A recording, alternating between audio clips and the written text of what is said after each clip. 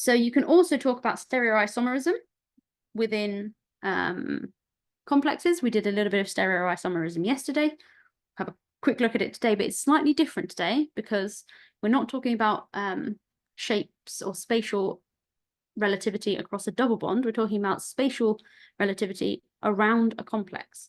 So stereoisomers, this is a good definition to learn. You do need to know it. Stereoisomers are molecules or complexes with the same structural formula, but a different arrangement of atoms in space. So they're structurally put together the same, but they have a different arrangement in space. Geometrical isomerism can occur in octahedral and square planar complexes that have two different ligands around the central transition metal ion. Geometrical isomerism is a type of stereoisomerism. So this is the key one that we tend to focus on. It's quite exciting and important. It's relatively new. It's not that new anymore, but it's relatively new. And that is cisplatin or platin, and its two forms, its cis form and its trans form. Which one's which? How do we know which one's which? This is platin. This is also platin. This one is cis.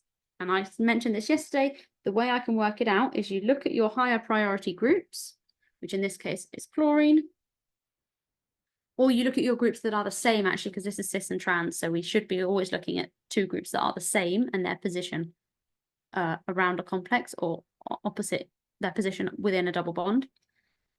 You look at those groups that are the same and you work out, are they opposite from each other or are they next to each other? And in this case, they're next to each other. And I remember it because you can draw a C. You can do it on the double bond as well, but here you can draw a C. It is technically upside down because our chlorides are on the left-hand side, but that is cisplatin.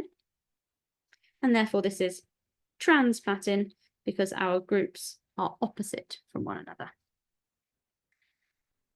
This is really important, and one of the reasons we talk about it is because isomerism and the ability to create isomers or to have isomers is huge. We're not going to go into it now.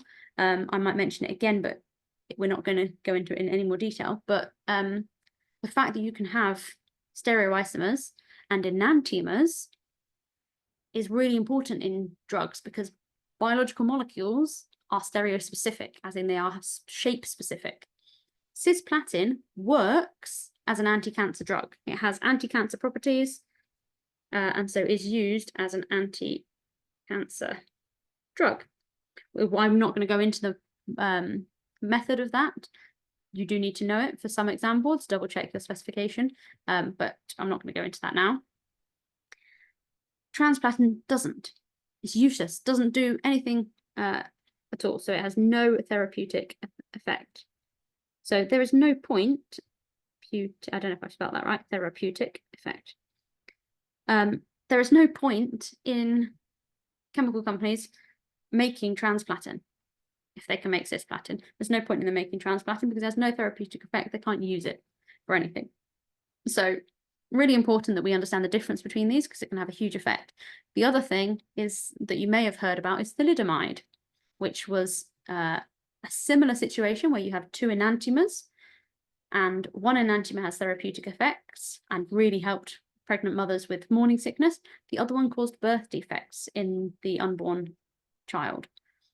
And pregnant mothers were given a mixture of the two because scientists hadn't realized that these existed or that it was a chiral molecule and that it created enantiomers. So horrible, horrible thing to happen. When they manufactured it on the larger scale and gave it out to pregnant mothers, it caused birth defects.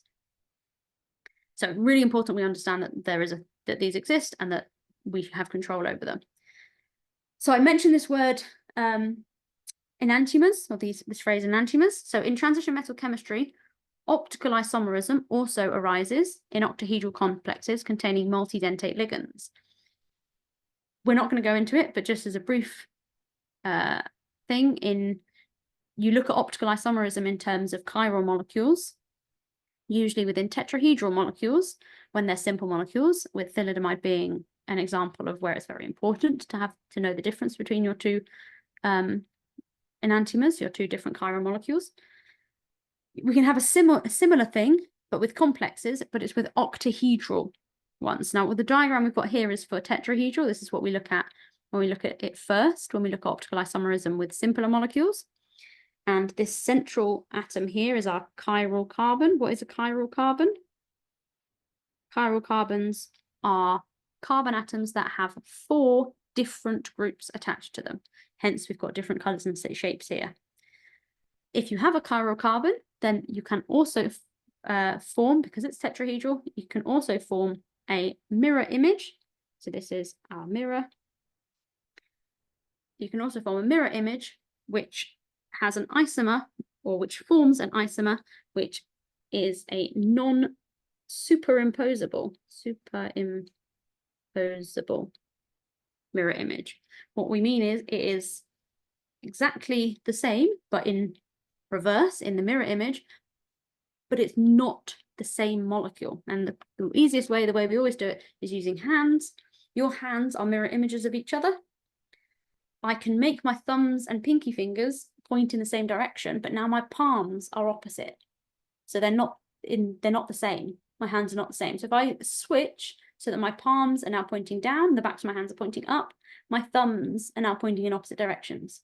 So I can't manipulate my hands in a way that gets them to be exactly identical. They are mirror images of each other, but they are not the same thing. They are non-superimposable. I cannot make them be the same as each other. So these isomers are non-superimposable mirror images. And it is the same with octahedral molecules as well. We can create non-superimposable mirror images of each other.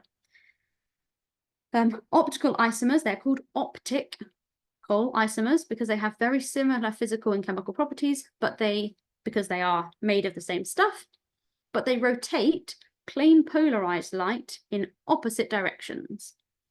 Plane polarized light is where you take light, you remove all wavelengths of light except those that are going in a single plane, usually up and down, is how we can think about it.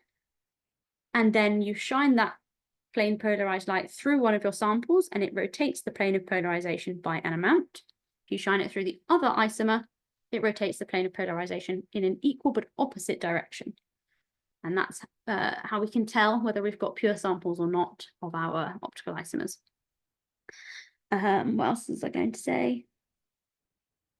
Can't remember. Oh, I will say for complexes, when you're creating or trying to think about your octahedral complexes that could be mirror images, you will need bidentate ligands.